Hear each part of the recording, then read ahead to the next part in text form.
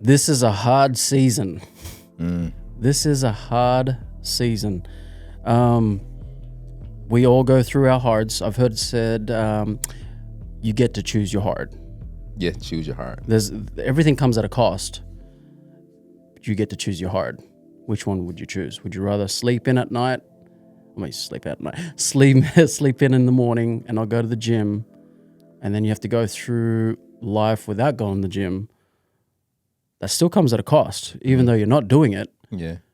But if you look at the other view, you do wake up early in the morning, go to the gym, you are staying active, you're physically strong, your body needs it, your mind needs it. Yeah. As the body moves, your brain grooves, I've heard. So it always comes at a cost. But this is a hard season. Yeah. I've been through hard seasons, and I'd say I'm kind of going through a interesting season. I wouldn't say it's hard. It's I'm trying to find my sea legs. Is it a transition? It's a transition in this new role, going from doing two jobs. So I was working in sales and also running this side hustle, but my wife was running the school. So my wife was running the school. I was running it as a side hustle because that was my second job. Your part-time job. My part-time job. So now that's a good part-time job to have. To help your wife run a business, and that's your part-time job. I know that should be normal, right? But it was hard in that season because I was doing two things in a season, whereas now it's like you're doing this one thing, but there's multiple facets that's involved in running a school. So different type of hard, but I'd say it's more interesting than it's hard. I don't feel like it's hard, but I know there are some people out there that are feeling it right now. Yeah, and when you think about it, you've actually leveled up. Right? True. You're running your own thing now as opposed to working for somebody else. Yeah. And doing your own thing part-time. You're doing your own thing full-time. Yeah, that's a good point. Right? Yeah, because it was an idea that was cultivated through the years. And that idea, now more people are bought into that idea. The way you did it is the way that it should be done. You do your main thing during the day. Well, you do what you do during the day and you do your goal, your dream, you chase your dream during the night. It's kind of like the idea of like you work your 9 to 5, but then your 5 to 9. That's your life. It's your life. You're working on your future, your goals, your dreams, right? Yeah. And you've done it. Like you've proved that method, it actually works. It really does. You can transition for working from somebody else to working for yourself. And sometimes that's hard. It's hard to understand and realize that your next is coming. It's not sometimes, it's all the time. It's all the time. Yeah. It's hard all the time, right? The thing is, and you said it earlier, it comes at a cost. Either you're going to pay it now or you're going to pay it later. Either you're going to do the hard work now, and make your life look easy in the future or easier to an extent, or you're going to do the easy things now and you're going to suffer a harder life later. Yeah, I love how you said that. It's all the time, but I guess it comes down to how you, like what you choose to do. Because it may not feel hard, but the hard is coming. No, it's hard all the time. So I got this saying, do the hard things until the hard things become hard not to do. Yes, I remember you saying that. So when you're doing hard things, it just seems easy. And people are like, man, like, how do you do that? That's difficult. It's like, I'm just used to doing it, And it's repetition, practice. Like it's something you're constantly working on. We talk about resiliency, working through the hard because you're building that muscle of resiliency. So I'm reading this book called Becoming Supernatural by Joe Dispenza, right? Yeah. And I'm early in the book. This is my third time going through it. And the one thing that he's talking about is how we can become addicted to feelings. We can become addicted to depression, sickness, pain, guilt. We can become addicted to bad emotions. And someone who's not necessarily unhealthy can look at someone that's unhealthy spiritually, mentally, emotionally, and be like, that's hard. Like, why are you treating yourself like that? Yeah. Why are you making those decisions? Why are you doing those things you know you shouldn't be doing? That's a hard thing. But they've become addicted to that hard thing. They're used to doing that hard thing, right? The hard becomes normal for them. They don't know what it looks like. The hard became normal to them. Yeah, the hard thing becomes normal. That's interesting. Right? So if we can flip that on its head and do the hard things that give us positive outputs, like discipline and sacrifice and saving and serving, that's the advantage to leveling up. Wow.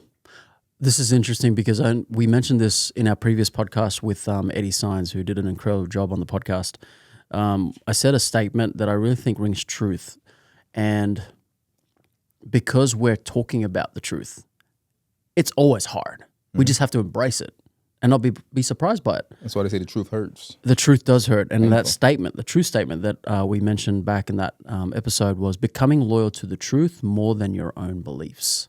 And I think it alludes to what you're saying about the feelings piece. It's like your feelings aren't always true. Yeah. You may have perceived it wrong. You may have received it wrong. Or maybe the way the person communicated to you made a mistake. Who knows? Maybe they interpreted it wrong. But we're constantly trying to seek the truth. Okay, look, probably messed up in this form of communication. Yeah. Let's try again tomorrow. It may have been hard in that moment. It could be marriage. It could be Anything. your kids. It could be so many different things. Let's try again tomorrow. Yeah. We just probably need to sleep on it for a bit and then come back. Because sometimes I'll be in meetings when there is no agenda and I jump into a meeting and then it's like, it was so disjointed. It's like no one really got the answers they were looking for. It's because we weren't prepared going into a meeting. So it's best to come prepared. Preparation. Preparation matters. That way you're not wasting anyone's time. Yeah. Even just this, we prepared for this conversation. I had this situation yesterday. So Lil B has been going to the gym with me every morning, Monday, Tuesday, Wednesday, and Friday, 4 a.m. And the other day, yesterday as a matter of fact, he decided that he wasn't going to go. And I asked him why. He said he stayed up too late. I said, okay. So later on that day, his mom was like, hey, did you tell Lil Brian he can't go to the gym with you anymore? I said, no, I never said that. Oh, wow. We had a conversation about making choices and disciplining ourselves and going to bed at the right time. And if you don't go to bed at the right time, you won't be able to go. I didn't say you can't go. It's just that, you can't go to sleep at 12 o'clock and wake up at 3 and think you're going to be functional, right? So the way I said it, you won't be able to go, didn't say that you can't go. Like physically, it's going to be hard to do. So that's so interesting. Yeah. I think that's interesting because typically our default will choose the easy route. Exactly. Yeah. You said I can't go. I can't go. Yeah, I can't go. I'll choose that one rather than changing something Rather than to making go. a different decision. Yeah. So yeah, Jess had that Interesting. conversation yesterday. That's so interesting. I think some of the things that I've heard that have gone through hard seasons is they can't keep up financially. Like inflation to cost of living is outweighing how much they're bringing in. So there's more going out than there is coming in. Yeah. I've heard relational issues. So it's hard to be a husband or a father or both. Yeah. Sometimes just a father because they were divorced. Yeah. And they have to see their kids once every 2 weeks or something like that. I've had friends like that. And how to find normalcy after that, after a divorce. So there's different things that hard seasons, they do come and go. They do have connections to your decision making, Yeah. which is a hard pill to swallow. Hard season, hard pills.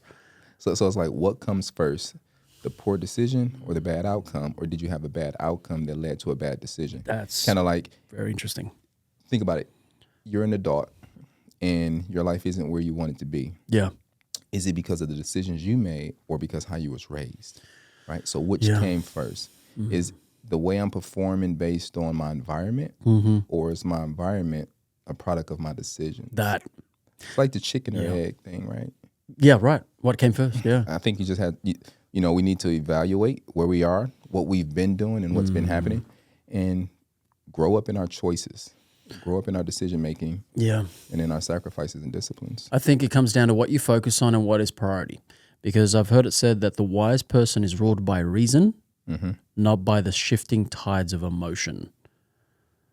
I've been doing a bit of study on the economy lately, just staying in touch and up to date of what's happening in the economy because it does have ties to our decision making for the school future. 100%. And, Yeah. Like, Your clients, they're going to determine whether or not they can afford to, provide, use your services. tides of emotions. Yeah. So let's say there is a element of risk in their work environment. Some people could get let go, furloughed, whatever the case may be. That brings emotions, tides of emotions of not feeling safe in their job security. So, but the wise person is ruled by reason. The question is how do you inform that reasoning? Now, you and I, we read the scriptures. We try to embody the scripture Yeah. and study it every day, if possible. some days It's possible. it's possible, but there are some days where my kids just would not let me sleep. Just stuff like that makes it hard to stay consistent at times. But we try to follow our rhythmic lifestyles based on scripture, on the Bible, and also getting a glimpse of the trends that's happening in business or coaches that we learn from. Now, the thing is it's still hard. It's not easy, man. It's still hard. So I think one powerful thing that we can use in this season, especially hard seasons, is the power of small goals. Smart goals. Small. Well, there's Smart, a thing called yeah. smart goals. Smart yeah. and small goals. I think small because sometimes we have unrealistic expectations. Yeah. And I've heard it with having high expectations on things can leave a gap of, talk about emotions. If you have high expectations, there's a lot of emotions tied to that.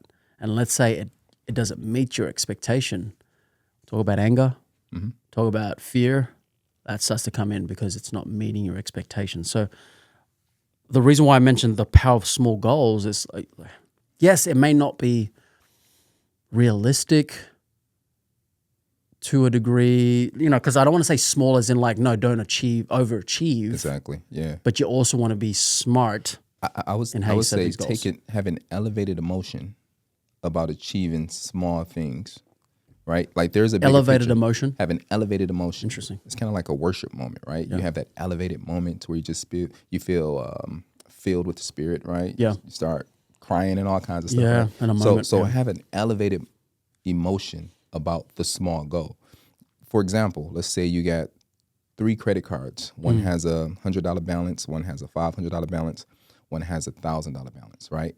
Now, the $1,000 balance is a big goal to knock down, right? Yeah. But have an elevated emotion about achieving all 3 of those being paid off, but pay the $100 one off first. That's a small goal. Yeah, yeah. Highly achieved. Now you take what you were paying on that $100 balance, now you're paying that on that $500 balance, but you're still having that elevated emotion about the getting to paying that $1,000 balance off, right? Yeah. But if you don't have an elevated emotion, you have where your energy goes, your attention flows, Yep, that's right? good. So if you're paying attention to this thing, give it high elevated energy, right? To achieve it. Most of us we're not excited about anything, so we don't achieve anything, right? That's so true. Like be excited. It's not easy to get up at 3 and 4 and show up here in the morning and record. Right. It takes an elevated emotion about an expected outcome, right? That we won't see in the moment. It's 5 years. It's 10 years from now. Right? Yeah. That's good because it leads to my next point here. Passion ignites the spark. You do need a spark. You need the emotion, a spark, and I think conviction and being compelled. And sometimes that spark is pain. Sometimes it takes pain. Talk about pain as a say, motivator. Man, I don't want to ever be in this position again. never want to be in this predicament. Yeah. Ever. Yeah. It's the worst feeling in the world, Wow. Yeah. Sometimes that spark is pain. I wonder, and this starts to open the door to another direction with this topic. Sometimes when you have hard communication methods, let's say it's your wife, right? You're not able to communicate something to them, or they're not able to receive it from you because you're not communicating it well. And a lot of that stems from your pain from the past. You're trying to defend yourself. There's a self-defense mechanism within you that's stopping you from saying something that, like how it really is. Like you want to explain something with full, like, this is what I'm feeling. This is what's going on. We're kind of like hesitant to actually explain it that way because you're worried that they'll probably react in a certain way that you felt in the past. In the past. Yeah. Like, are they going to reject me? That's that constant fear of rejection. Like, are they going to reject me if I say it like this? If I'm going through this issue, it's like maybe small doses, small goals, small, just give it a little glimpse of what's going on. But sometimes, men they just let it all out, and the ladies aren't ready for it. Can I be real with you? Go. I don't know. We may cut this. We may air it. Who knows, right? I'm just going to share. Encore. Right? Yeah. We may cut this out depending on how it plays out. Okay. Well, let's. So just the other day, me and Janelle was talking. We was getting dressed in the morning, in the bathroom. She's brushing her teeth. I'm brushing my teeth and edging my hair up, and I'm like, man, I want to be less judgmental. Less judgmental. Less judgmental. Talking about hard things, right? Mm-hmm. I say, man, like, why don't they just go to the gym? Like, they know going to the gym will help them lose weight. Their health will become better. Yeah. Just say no to the cigarettes, stuff like that, right? And she's like, you know what? When you forgive who you used to be, you'll become less judgmental, right? Say that one more time. When you forgive who you used to be, right? Because she was like, because the old you was a great man. He's the one who got you where you are today. Wow. like you're casting judgment on that old man. Man. Right? You don't love him. You need to love him and give him the credit that's due to him, because he's the one who made all the changes in your life to get you where you are today. And since you don't love him, you can't see people who are acting like him as being lovable, because you don't love him. And that's why you judge people. And I just sat there dumbfounded, like, when wisdom is spoken. I was truth wow. beyond your own beliefs. Yeah. So, man, it was just for me, who think I'm a disciplined person and a responsible person, that was a reality shift. Like, yeah, there's work that need to be done. That's hard to do. It's hard to do, Hard because season. Yeah. you're like, man, I made all these sacrifices and I changed, and I never want to go back to being that person. I never want to go back to being broke. I never want to go back to being sick. I never want to go back to being fearful and insecure. And you see people who are where you were, and we're called to serve, man. Like the scriptures say, the least of these would be the greatest, and the greatest would be the least. Like, that's what it means. Wow. We were once the least. Now that God has forgiven us and loved us and empowered us, it's time that we become the least again to serve those who are where we once were. It's interesting you're saying this, Brian, because I've had some interesting journaling times through my thought process. And I love how this story connects to what I went through, because I would live in a state of regret. Yeah. Like, why now? Why the heck am I starting to understand this now? Not realizing, and I've heard my leader say this, he said, sometimes we get so distracted from the rooms that we're not in and not focused in the moment that we're living in. Yeah.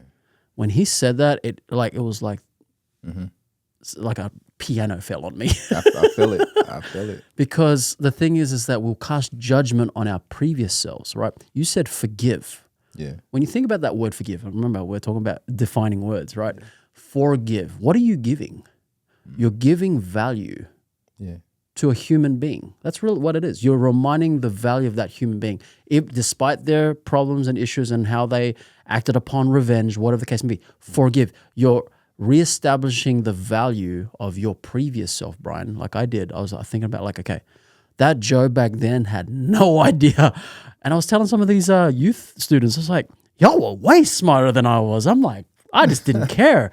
I was reckless and ruthless and yada, yada. But it's just also... And you're reinforcing. Yeah. But a lot of that was self-defense mechanisms based on my environments. That's all it was. What else is a kid supposed to do? Well, you got to remember that the environment is different for them now. That too. Right? It's Generation's different. Generation's different. Like the stimulus for them... Information age now. ...is so much different than the stimulus that you had to deal with. Yeah, that's real. You didn't have to run away from phone screens. Yeah, that's a good point. Right? And things like that. Really good point. Generationally, we're all interconnected, but we're also different. It's just diverse.